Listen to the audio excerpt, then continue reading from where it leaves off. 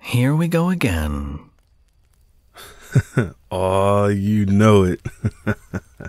But hey, real quick, did anybody else hear that little girl singing, or was that just in my head? Nope, just you. Bringing us to a new spot this time, eh? Anyone else not bring a jacket? No? Just me? Look, I got you. The spot is just up here. You see that shack? It's right there. You mean that old busted shack that looks like Jason was born in it? You would find the creepiest place for us. Jason. You forgot Freddy, Michael, and Leatherface. Jeez. This has got the wrong turn and the hills have eyes type of feel. Actually, might as well throw in Candyman and Pennywise while you're at it. You won't say his name 4 more times. Who? Candyman? Ha! Got him. 3 more.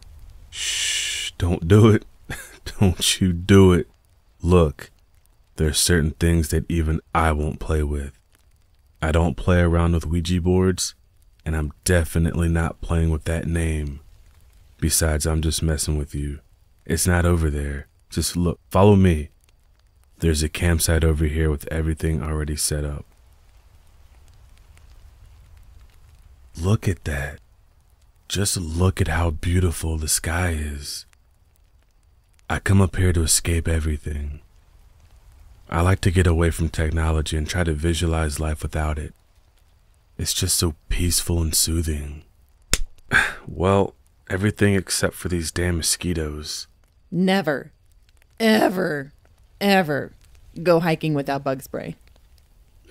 Facts. I got you guys. You gotta go find it. I promise it's here somewhere. Thank you guys for putting up with me and coming out here to tell some stories. I know it's a lot, but hey, it's fun. I created this group a while back, and it's interesting to hear different stories from you guys as a part of the Deep Sleep Society. Man, I really need to change that name. Anyway, you guys ready? Yeah, mate. Let's do this. You mind if I go first? Have at it. Let's hear what you got. Alright, guys. Here's my tale of terror. You ever get that feeling when you're all alone? As though you're perhaps not quite as alone as you might find comfort in believing. You know, that feeling in the pit of your stomach. The one that screams at you that someone, or something, is right there with you. We've all felt it.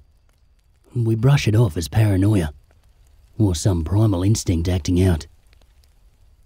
But what happens when that feeling is dead accurate?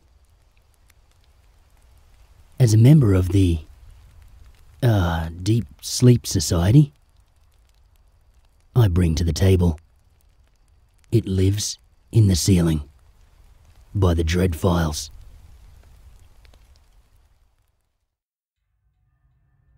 I hate working alone at night. It's so creepy here. There's no noise except running exhaust fans. I pleaded for my co-worker to switch back to the evening shift with me. Sorry, man, but I'm not going to work that late if I don't have to, he replied. I of course understand.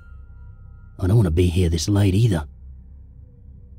There's a certain eeriness being in an empty school alone at night. I swear, sometimes I hear things I can't explain. I'll sometimes hear movement above me whilst working in a classroom. The sounds of scurrying, seemingly coming from the ceiling. Quiet bangs, sliding, and the occasional voice. Very faint, but I know I hear it. I thought that it was all in my head. I've always had an overactive imagination. You're probably just making things up in your head to scare yourself, babe. My loving girlfriend has said to me so many times. I thought she was right. It was all in my head. That was until I saw it. It was a windy, dark, and cold night. I was working in a classroom, and I could hear the howling wind outside. I heard a knocking sound coming from the ceiling. I told myself it was just the wind outside. Knock, knock, knock. I was kneeling on the floor, scraping something off when I heard the voice. Come. It was so faint, like someone had whispered it right into my ear. Startled, I jumped up and looked around the room, but I saw and found nothing. I went back to work when I heard it again. Come to me, it whispered again. It was so faint and yet so strong, with a voice that was unfamiliar and yet sounded like an old friend. I stood up and looked around when I noticed a small puddle of water on the floor. I looked up and saw a ceiling tile was dripping wet. Damn it, I just changed that, I yelled out as I ran to grab a new one. Running back into the room, I heard the voice again. That's right. Come to me, it whispered. I shook it off. I climbed up the ladder and removed the wet ceiling tile, quietly cursing to myself. I stepped up onto the next rung to look at the pipes in the ceiling, seeing if I could figure out where the water was coming from. As I stared into the dark and cold area above the ceiling tiles, I shone the light from my flashlight around, looking at the pipes. I darted the light from pipe to pipe, seeing nothing strange, until my light lit up a hand. It was outstretched towards me, as if inviting me to grab it. I heard that whisper again. Come to me. Join me, it said. I was terrified, but I could not move. As the hand moved towards me, I felt an overwhelming sense of horror, but also of warmth. Come home with me, it whispered again. I didn't want to touch it, but it was so familiar. Slowly, I reached out my hand, and then I saw its face. It looked like a man, but with one horrifying feature. It was missing both of its eyes. Seeing that horrible sight, I snapped out of it and slapped its hand away. When I did that, it yelled, a horrible, ungodly sound. I started to descend the ladder when it grabbed me. It grabbed me by the throat and brought its face up to mine. It whispered to me again. Do not fight me, child. I have watched, and I have waited. You will be mine. I was frozen, staring into the area where its eyes should have been. It was choking me. I felt my life force leaving me. I didn't know what to do, so I pushed off the ladder and fell. As I fell to the ground, I landed on my leg wrong and snapped it. I laid there as the pain overwhelmed me, looking up at the ceiling. That thing was there, staring at me angrily. "You will not escape me, child. I will have you. I will watch, wait, and bide my time. You will be mine," it said angrily, in a horrific, demonic voice as it moved its way back into the darkness of the ceiling. I continued to lay there, in agony, until I finally blacked out. I woke up in the hospital. After not coming home, my girlfriend called the police. They say I'll be okay, that I have a broken leg and a major concussion. Once I was at home, I spoke to my girlfriend about it. I was too terrified to tell her about what I'd seen, but I did tell her that I fell when I removed the ceiling tile. She told me that this was impossible, since my co-worker said the wet tile I replaced was still there. That from what they gathered, I'd fallen off the ladder before I even touched it. Impossible. I know that I at least pulled it down. Did that thing replace it? Or did I fall and hit my head earlier? Was this all just a hallucination? Maybe I did. But then, why do I hear it calling to me? As I lay here in bed,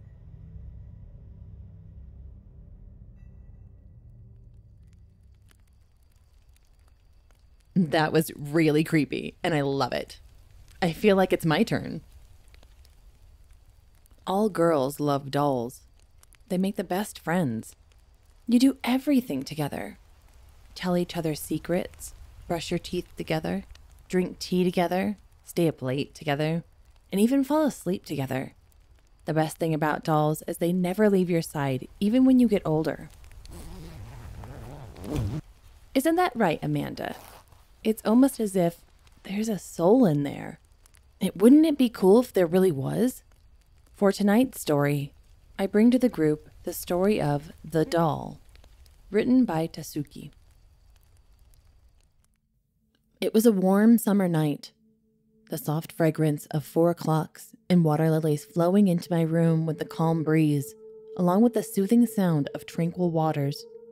I sat by the open window, working at the sewing machine, the slow trance rocking my body back and forth, causing my hair to fall and wave over my face. I was making another beautiful dress for my dear Amanda. Lace, silk, and ribbons. Black, red, and pink, along with matching stockings and a pair of pretty red patent leather heels.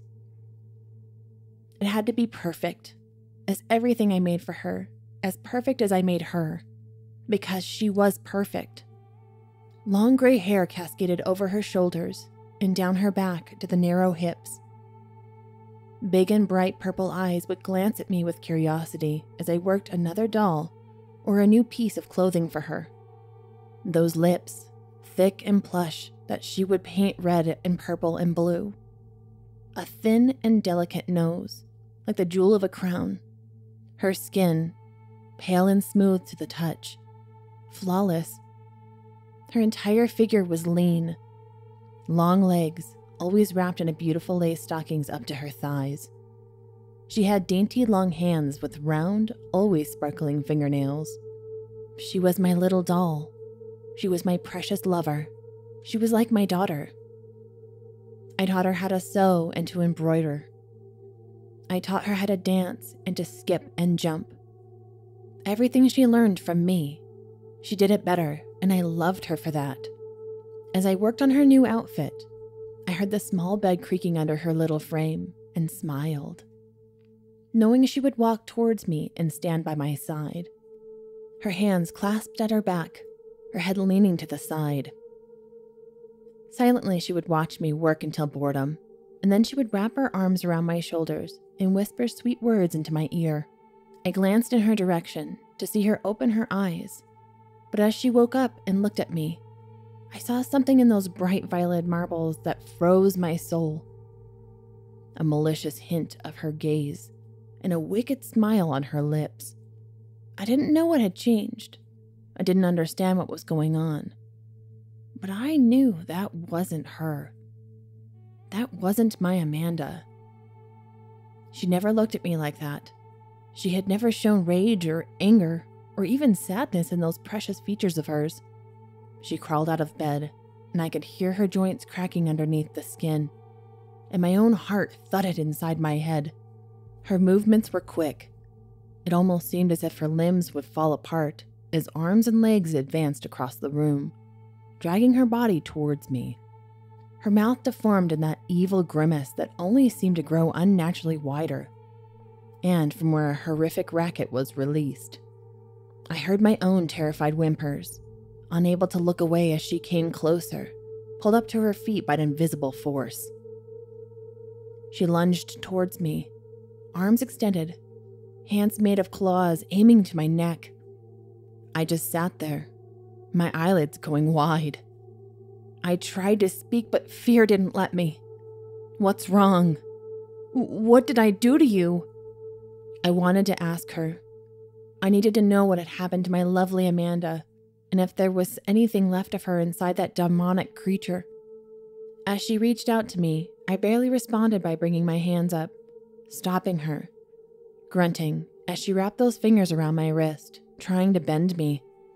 Her grip was so strong, and it wasn't natural. She hadn't been built like this, but something was giving her incredible strength. She pushed harder, growling, tightening her grasp. I cried, looking up at a pair of unrecognizable beacons. Gathering the strength I needed to fight her back, I managed to get to my feet, pushing myself up to trembling legs. But there was no way for me to escape the doll's incredibly powerful hands, until she let go of one of my wrists to try and reach for my neck. I pulled myself back trying to dodge her, and in my struggle, I kicked her. Guilt immediately taking over me as strongly as panic did. My heart ached, and I wanted to cry more, still worrying about her while I watched her stumble backwards. The being controlling my lovely doll growled, getting to a straight position, looking almost like Amanda as her irises fixed on me once more. I gave a step back, and another one, my chest heaving with my agitated breath. I turned around to run away when I felt her fingers clawing at my dress, and I yelled in terror, tears running down my cheeks as I pulled from my clothes and ran away, hearing how the fabric tore apart. I stumbled across the room and into the closet, hurrying to kick the door closed, and I pressed my back against the wall, hoping I could keep enough pressure onto the door for my feet to stop her. I dug my fingers into the pockets of my dress, and a frustrated cry cutting through my throat as I realized I didn't have my phone. I couldn't control myself, my whole shape trembling. I sobbed, and I gasped in saddened pain. My mind blocked itself, refusing to believe that my own creation, my sweet and beautiful doll, had turned against me, wondering what was invading her empty frame, giving her real and terrible emotions. She called out for me on the other side, softly, as she slowly scratched the door with those freshly polished pink nails, and something else. There was one distinctive sound, harder and stronger. My whole self twitched at the realization that she had taken my scissors. I felt the sharp metallic tips digging into the wood, the sound seeming to fill the entire space around me. There was silence then, a long moment of unbearable quietness where I almost began to calm down, though I didn't dare to think that this was over. I heard quick steps, and I immediately knew what she was intending to do. I couldn't believe her strength as she hit the seemingly fragile form against the door. Once, twice, and the third time she completely wrecked the wood, stumbling upon me, scissors in hand, ready to attack, and it only took her an instant. I saw blood staining my dress before feeling the pain of those scissors inside my guts. only that it was simple pain. It burned from the inside out, as if the blades had been put on fire. I brought my hands to the wound, applying pressure to try and stop the bleeding. She was cackling, insane wide hues fixed on the flowing crimson, slowly extending over the floor and down her fingers as she still clung to the cold steel. This is my luck, I thought while crying in pain and sorrow. I only wanted someone to love me, someone to miss me and greet me when I got home. I made myself this incredible gift, all my knowledge poured into her with all my love and care, and my hope to finally have someone at my side. But it seemed my life was bound to tragic and lonely existence. Ready to give up, I sat there, wheezing, hovering myself over as the pain took over in strong waves. My eyes slowly looked up, laying on my doll's now chaotic existence. She seemed so out of her mind, so oddly happy and, more than anything, distracted, as if she had forgotten me, or thought me dead already. I couldn't brook her sudden indifference. It was almost as painful as the wound she had inflicted on my flesh. Anger built up in me. I couldn't end up like this. I didn't want to die in a pool of my own blood. Looking around, searching for options and ideas to escape, my eyes stopped at the rod above my head, holding all those beautiful dresses. I groaned, gritting my teeth, and got to my feet, consuming most of my remaining energy, spilling more blood. I quickly threw all of my hangers to the floor and grabbed the wooden pole, grunting, forcing my being to advance as fast as possible, lifting my arms as I reached closer. I wasn't thinking. I knew that if I wanted to survive, I had to do it. So I only stood there for an instant and closed my eyes, yelling in both physical and spiritual pain as I brought my arms down with all my strength. Her head cracked, but she turned that thin neck toward me, an angered eye about to pop out of the small skull of hers, and her body struggled to respond. I looked away and hit again, and again, and I didn't stop until she wasn't moving anymore, until her frail hand loosened its grip around the scissors. I fell to my knees then, dropping the pole, crying blood and tears, feeling as broken on the inside as my lovely Amanda's body. I looked at her one more time, wiping the tears off my face, and sighed sadly as I saw her eyes, dead now, lacking that curious shine. What just moments ago was my masterpiece, now laid in pieces, and I was unable to mentally put those parts together to reconstruct her beautiful face.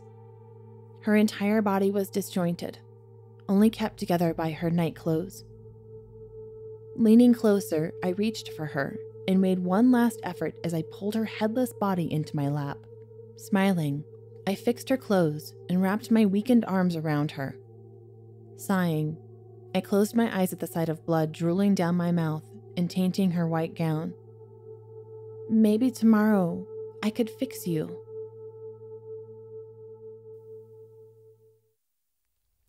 Whoa, whoa, whoa, whoa, whoa. Wait a minute. That's the same doll from the story? And you decided to bring that doll, that thing, whatever that thing is, to this group? Can you ever so kindly just place that doll into the fire for me?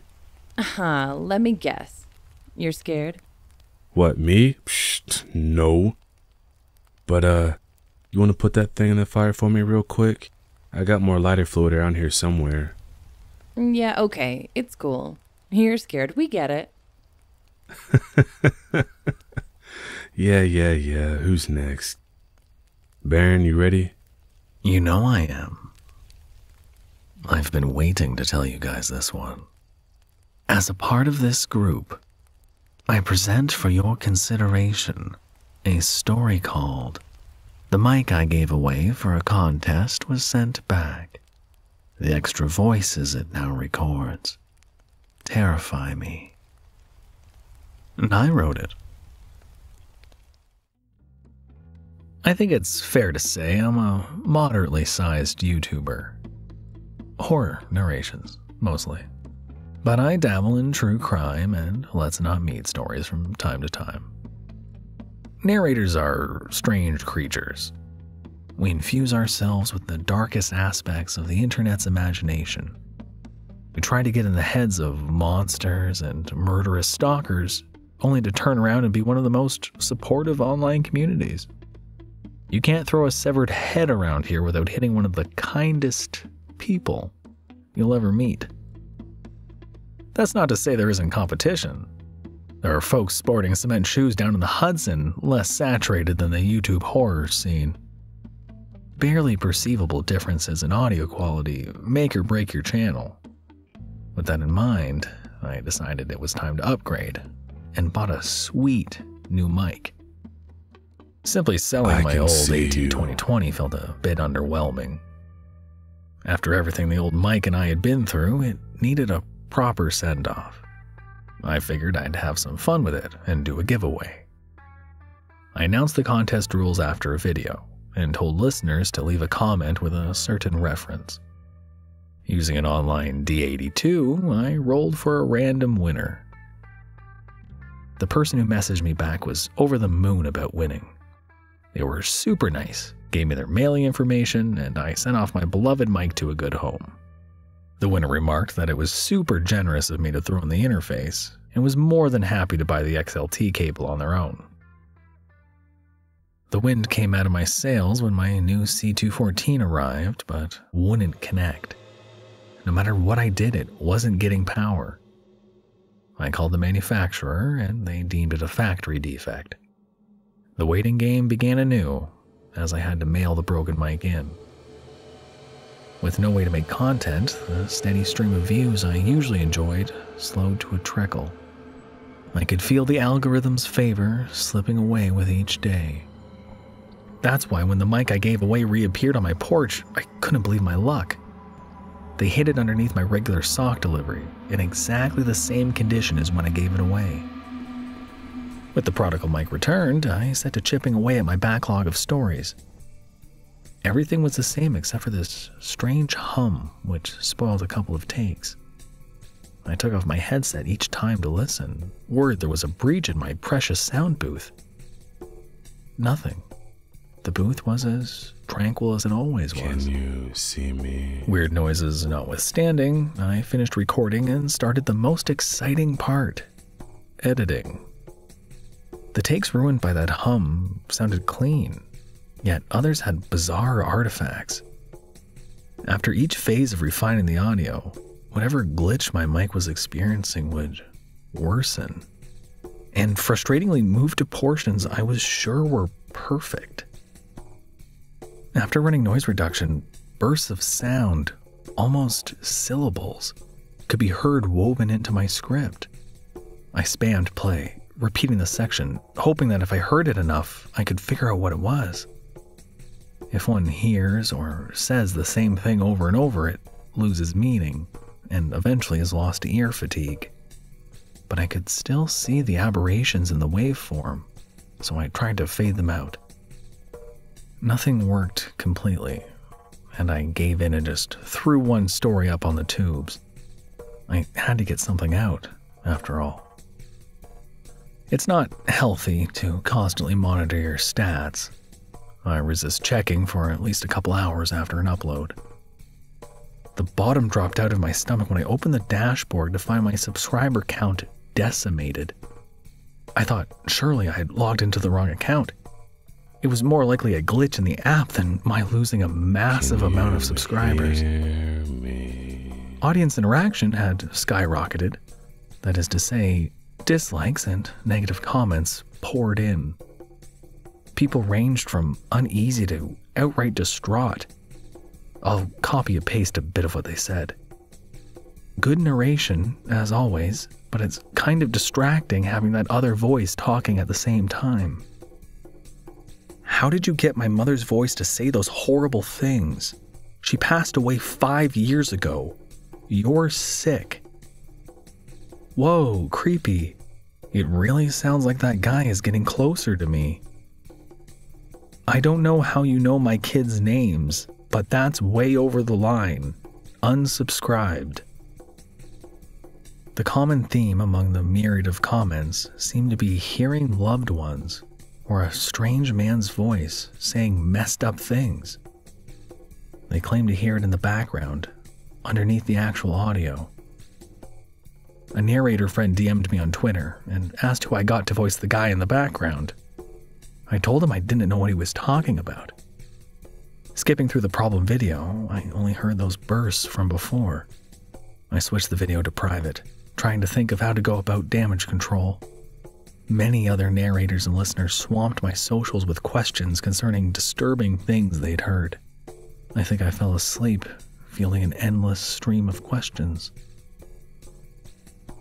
All I could do was put my head down and get on with the next story. After work the following day, I forged ahead by painstakingly destroying every audio aberration I could find. I didn't care. I left inelegant cuts and words, preferring pops and crude skips to the phenomenon sabotaging my channel. It took far longer than usual, but I winnowed out every one of those awful sounds. I threw together a thumbnail and uploaded the story. So close to you. The usual first and second comments came in, as well as the usual blanket excited statements. I kept refreshing the dashboard, willing the comments to stay positive. In a few seconds, dislikes shot past likes and someone wrote WTF. In a fury, I bounded upstairs to watch it on my smart TV. I would get the same experience as anyone else stumbling across my video. I heard it around a minute into the story. My voice competing with someone else. I rewound with the cumbersome TV remote and, sure enough, the other man's voice played every time, like I baked it in. There was no way I would have missed something so glaring in editing. Just like the people who messaged me, I heard him speak 4 times throughout the story. He said, "Can you hear me? I can see you. Can you see me? I'm so close to you." I tried to message that narrator friend, but got no response. In fact, everyone who messaged about hearing the man just dropped off the face of the earth. What has me in a blind panic is their accounts went inactive at the same time.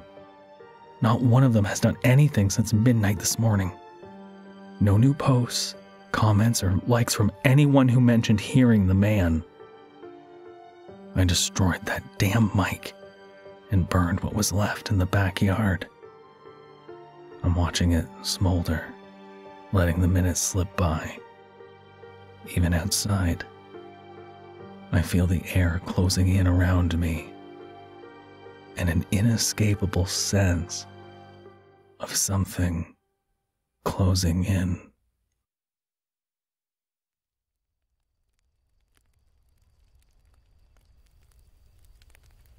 Always an honor to hear your tales.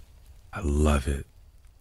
Again, I have to thank all of you for coming out here tonight, but now it's my turn. Do you guys believe in soulmates? Or what about love at first sight? Growing old with your soulmate can bring you so much joy. Having kids together, making dinners for each other, and just being by each other's side.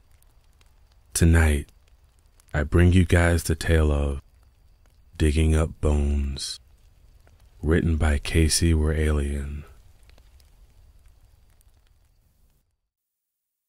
I can feel the frigid air of the bedroom resonating in my soul as I stare across your side of the bed. Staring back at me is the photo of our wedding, with the garter draped across it. Your smile, shining from the picture like a beacon in the darkness that's become my life.